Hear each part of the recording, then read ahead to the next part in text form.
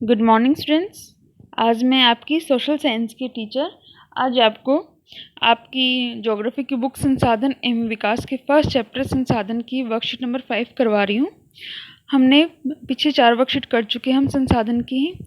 आज हम पढ़ेंगे नवीकरणीय संसाधनों का संरक्षण। अभी तक हमने पढ़ा था संसाधन किसे कहते हैं और संसाधनों का संरक्षण क्यों आवश्यक है। आज हम पढ़ रहे हैं नवीकरणीय संसाधन। संसाधन दो टाइप के होते हैं मेनली, नवीकरणीय और अनवीकरणीय संसाधन। आज हम केवल नवीकरणीय संसाधनों के बारे में पढ़ेंगे। ये वो संसाधन होते हैं जो शीघ्रता से नवीकृत हो जाते हैं। हमारे इन संसाधनों में बहुत से ऐसे हैं कि जिनका प्रयोग कितना भी करो वो कम नहीं पड़ते, और बहुत से ऐसे हैं जो एक बार प्रयोग किए जाएं तो उसके बाद इनका दोबारा प्रयोग नहीं किया जा सकता। हम इनको क्रमशः नवीकरणीय और अनवीकरणीय संसाधनों के नाम से जानते हैं। आज हम केवल चर्चा कर रहे हैं नवीकरणीय संसाधन किसे कहते हैं। ये वे संसाधन होते हैं जो शीघ्रता से नवीकृत अथवा पुनर्अवस्था में हो जाते हैं, लेकिन फिर भी कुछ नवीकरणीय संसाधन जैसे जल, मृदा, वायु और वन का अगर लापरवाही से उपयोग करें तो इनके भंडारों को हम प्रभावित कर सकते हैं। जल की कमी और प्राकृतिक स्रोतों का सूखना आज विश्व के बहुत से भागों में एक बड़ी समस्या है। उसी प्रकार भूमि की खुदाई और जंगलों की लगातार कटाई से प्राकृतिक आपदाओं का बार बार दस्तक देना मानव जीवन के लिए एक बहुत बड़ी परेशानी खड़ी कर सकता है।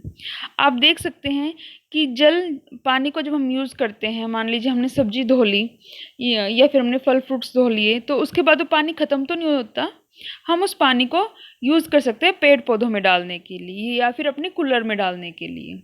अगर हम उस पानी को पेड़ पौधों में डालते हैं तो वो जड़ के थ्रू नीचे ज़मीन में वापस चला जाएगा और फिर से किसी नदी या नाले या नहर में मिलकर वापस वाष्पीकृत हो जाएगा और वो हमें वापस मिल जाएगा।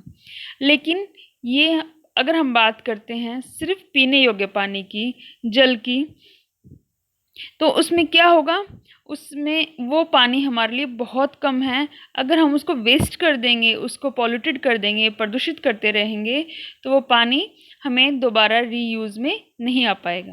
पानी बहुत है लेकिन पीने लायक पानी हमारे पास बहुत कम है।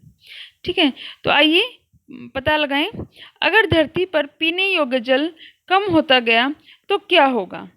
आप बताइए क्या होगा। अगर धरती पर पीने योग्य जल नहीं रहेगा तो क्या होगा। यदि पृथ्वी पर पीने योग्य पानी कम हो जाता है तो पशु एवं मनुष्य दोनों का ही जीवन का जो अस्तित्व है वो खतरे में पड़ जाएगा। दोनों का ही जीवन असंभव हो जाएगा। बचे हुए पानी के लिए आपस में युद्ध होगा। इवन कहते हैं कि थर्ड वर्ल्ड वॉर अगर वो होगा तो वो पानी के लिए ही होगा, क्योंकि पानी तो बहुत है लेकिन बहुत ज़्यादा सॉल्टेड है, पीने योग्य पानी बहुत कम है और पानी के बिना जीवन असंभव है। नेक्स्ट आपका, अगर धरती पर जंगल समाप्त होते चले जाएंगे तो क्या होगा। बेटा जंगल जो है, आपको पता है कि पेड़ पौधों की वजह से ही बारिश आती है, हमें ऑक्सीजन मिलती है। बहुत सी दैनिक जीवन की ऐसी बहुत सी वस्तुएं हैं जो हमें पेड़ पौधों से मिलती हैं। लेकिन अगर जंगल ही समाप्त हो जाएगा तो ना तो बारिश होगी, ना ऑक्सीजन मिल पाएगी। दैनिक जीवन की वस्तुएं, ईंधन, दवाई, सब्जी एवं फल भी नहीं मिल पाएगा और जीवन जीना असंभव हो जाएगा। अब देखते हैं, प्रत्येक व्यक्ति संसाधनों के संरक्षण में अपना योगदान दे सकता है। प्रत्येक व्यक्ति इनको बचाव कर सकता है। कुछ उपाय दिए गए हैं, इसके अतिरिक्त आप अपनी समझ से लिखिए कि आप किस तरह इसमें योगदान देंगे। सबसे पहले है जल का संरक्षण। पीने के पानी को गाड़ी धोने या सड़क धोने के काम में ना लाएं। हम गीले कपड़े से या फिर सूखे गीले कपड़े से हम गाड़ी को साफ कर सकते हैं। दैनिक काम नहाना, कपड़े धोना है, इसके समय हमें पानी बेकार नहीं करना। इसके अलावा आपको 3 पॉइंट्स और लिखने हैं, जैसे सब्जी धोने के बाद पानी को पेड़ पौधों में डाल देना।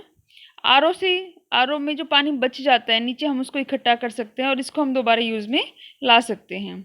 और घर या आंगन को रोज़ रोज़ ना धोकर हम वहाँ पर पोछा लगाकर हम वहाँ की साफ सफाइयाँ कर सकते हैं। सेकेंड है भूमि या मृदा का संरक्षण। उपजाऊ भूमि को कृषि कार्यों के लिए प्रयोग करना।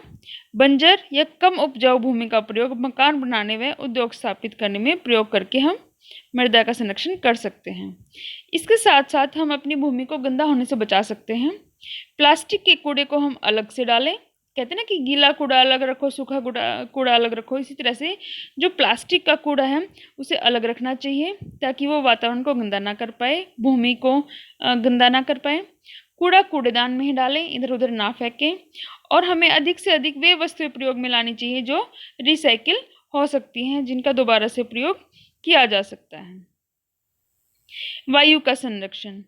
प्लास्टिक या पत्तों या किसी भी दूसरे प्रकार के पदार्थों को ना जलाएं और अधिक से अधिक पौधे लगाएं। जितने अधिक पौधे लगेंगे उतने ही ज़्यादा हमारी स्वच्छ वातावरण रहेगा, हमारी वायु एकदम से साफ सुथरी रहेगी। इसके लिए हम क्या कर सकते हैं? खुले में शौचालय नहीं करना, किसी भी वस्तु को खुले में न जलाएं, चाहे वो पेड़ों से गिरे हुए पौधे हैं या फिर घर का कूड़ा कचरा है, किसी भी चीज़ को। और प्रदूषण फैलाने वाली वस्तुओं के इस्तेमाल से बचना चाहिए। जैसे प्लास्टिक है, प्लास्टिक हमारे वातावरण को गंदा करती है, तो हमें ज़्यादा से ज़्यादा प्लास्टिक के यूज से बचना चाहिए। नेक्स्ट है वनों का संरक्षण। वनों का संरक्षण, कागज को ना फाड़ा जाए तो पेड़ों की कटाई नहीं होगी, क्योंकि कागज पेड़ से ही बनते हैं। और वृक्षों को न काटने के लिए हमें लोगों को जागरूक करना चाहिए। इसके साथ साथ हम पेड़ों को काटने से बचा सकते हैं, अधिक से अधिक पौधे लगाने चाहिए और वनों से प्रयोग लाए जाने वाली वस्तुओं का दुरुपयोग नहीं करना चाहिए। जो वस्तुएं हमें वनों से प्राप्त होती हैं, हमें उनका दुरुपयोग नहीं करना चाहिए। बहुत ही सोच समझकर विवेकपूर्ण तरीके से हमें उनका प्रयोग करना चाहिए ताकि कम से कम पेड़ कटें। नीचे देखते हैं बेटा, नीचे कुछ क्वेश्चंस दिए गए हैं। नवीकरणीय संसाधन किन्हें कहते हैं? ऐसे संसाधन जो एक बार उपयोग होने के बाद शीघ्रता से नवीकृत अथवा पुनः पुनर्वस्था में हो जाते हैं, नवीकरणीय संसाधन कहलाते हैं। पानी के दुरुपयोग को कैसे रोका जा सकता है? पीने के पानी को गाड़ी या सड़क धोने के काम में ना लाया जाए, संभव हो तो गीले कपड़े से साफ करें। दैनिक कार्यों के लिए सीमित मात्रा में पानी का उपयोग करें एवं घर को धोने की बजाय पोछे से साफ करें। नहाते हुए कपड़े धोते समय बाल्टी का प्रयोग करें।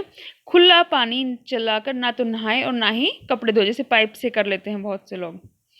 ठीक है, नेक्स्ट क्वेश्चन है हमारा, जंगल के संरक्षण के लिए आपके क्या सुझाव हैं? कागज को कम से कम उपयोग किया जाए, वन संरक्षण के लिए सख्त कानून बनाने चाहिए और पेड़ों को काटने पर रोक लगाई जाए। अधिक से अधिक वृक्ष लगाने चाहिए। नेक्स्ट क्वेश्चन है, भविष्य के लिए संसाधन संरक्षण क्यों जरूरी है? अधिकांश संसाधन सीमित मात्रा में होते हैं। यदि संसाधनों का उपयोग अंधाधुंध तरीके से किया गया तो जल्दी ही खत्म हो सकते हैं एवं आने वाली पीढ़ी के लिए कुछ भी नहीं बचेगा और विकास भी असंभव हो जाएगा। इसलिए यह बहुत ज़रूरी है कि हम संसाधनों का संरक्षण करें। हैव अ गुड डे बेटा। अगर आपको वीडियो अच्छी लगी है तो प्लीज़ लाइक एंड सब्सक्राइब कर लें और आने वाली वीडियो के लिए बेल आइकन प्रेस कर दें कि आने वाली वीडियो आपको सबसे पहले मिल जाए। Thank you, have a nice day.